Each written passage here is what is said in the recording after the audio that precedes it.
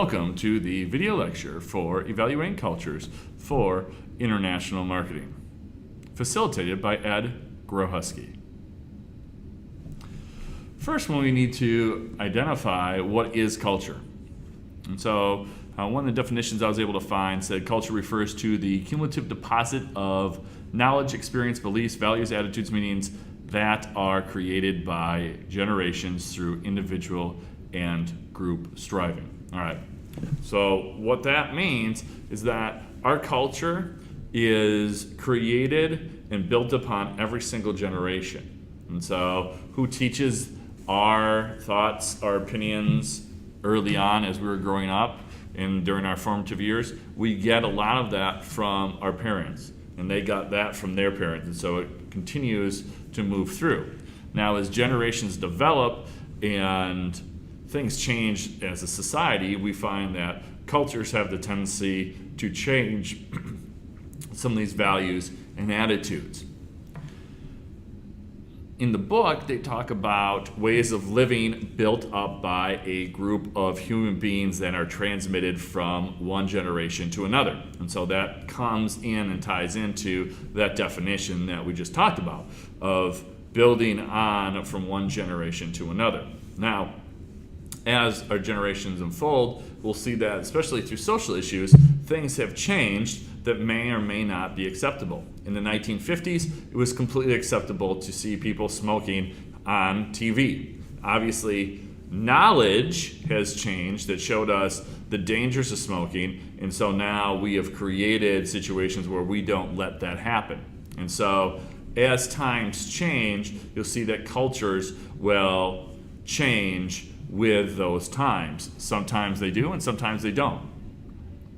And so when we identify culture, a lot of times we look at culture both from how cultures may be different from ours, but we also look at the similarities.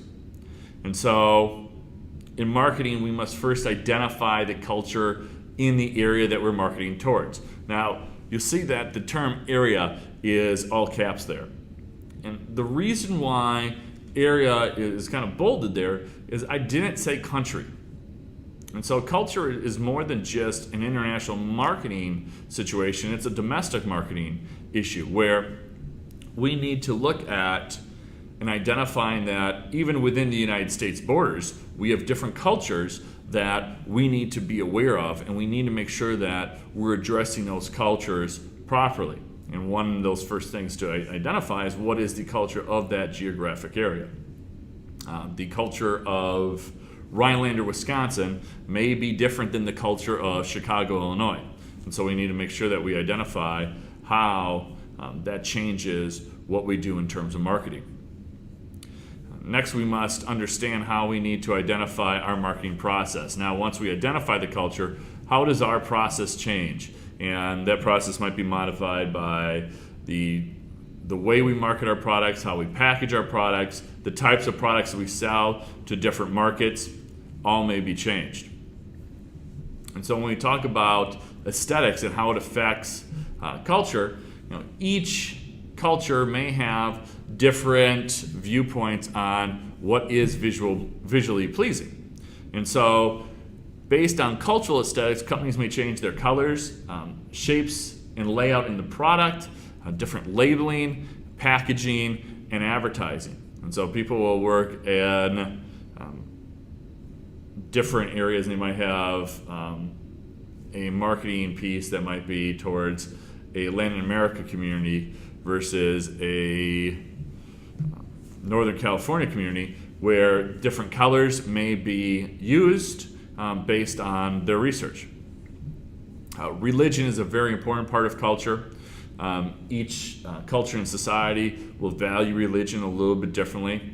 Here in the United States, we see that probably religion isn't valued as much as it was in the 1950s. We've seen that kind of change and then kind of come back a little bit. It's an important source of our society's beliefs, attitudes, and values. We'll see that through history, religion has been a source of conflict for a long period of time. based on the different religions that are practiced in different countries, we may change our operation or business. We may change our product offerings. We may change different policies and procedures that we have in place. Dress code might be changed significantly based on the religious values in that specific area. Product offerings, a good example is if a specific religion doesn't believe in eating beef, obviously McDonald's, when they go into that market, has got to modify their product offerings. Language and communication. When we look at language, we want to look at it both from a verbal and a nonverbal piece.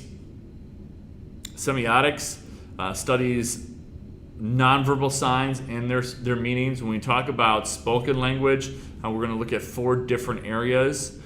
Syntax, rules of sentence formation, semantics, the systems of meaning, phonology, the system of sound patterns, and morphology, the word formation. And so we'll look at all of that when we're trying to learn a new language, making sure that we want to communicate in a way that makes sense to their language. And so one of the mistakes that we make as American business people, and especially initially when international started to be a bigger deal, is that we kind of wanted everyone else to conform to our spoken language rules. And obviously you're not going to do business in another country unless you are speaking the language in the way that they speak it. And so we want to make sure that we understand how the language is comprised and how to speak it effectively. We talk about high and low context cultures. We look at a low context culture, we're saying messages are explicit and specific, words carry the most of the communication power. And so you look at the United States, we consider ourselves a low context culture. And so we send very direct emails, we're not very wordy, we don't look too much in regards to background and associations, we're very specific, our words carry a lot of weight. High context cultures, less information is contained in the verbal part of a message, background associations, and basic values of the business person carry significant weight.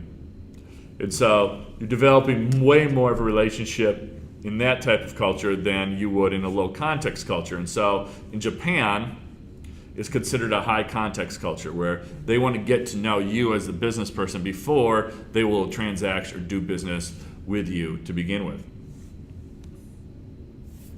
Hofstede's created 5 dimensions that we evaluate cultures on. And so the first one is individualistic versus collectivistic.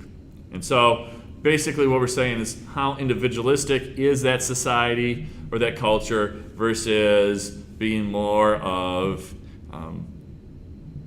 collectivism in regards to the overall society. And so the United States really falls under that individualistic side. Our free enterprise system is really set up for that, and that's how we're viewed.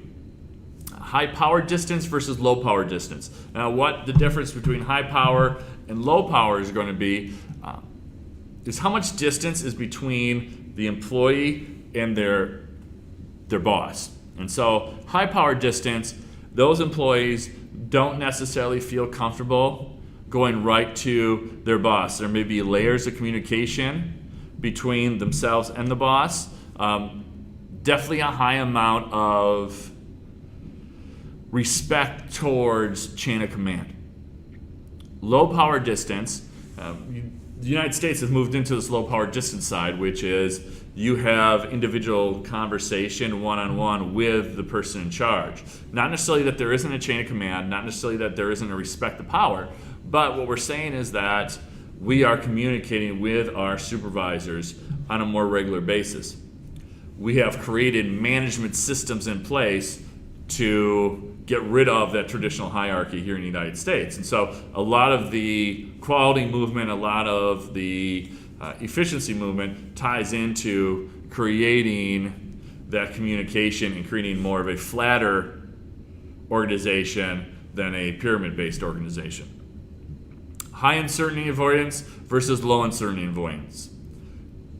Basically, are you willing to take more risk or less risk? United States fall under that more risk category, right? We have the free enterprise system. You can start your own business. And so we are going to be more risk in the business world than maybe some other countries that have, they want to avoid that risk piece. Achievement versus nurturing. Short-term orientation versus long-term orientation. And so when we talk about short-term versus long-term, am I in and willing to make a commitment for a long-term period of time, or am I looking at more of a short-term, results-oriented now? And so, United States, we definitely fall under that short-term. We want results as quickly as possible.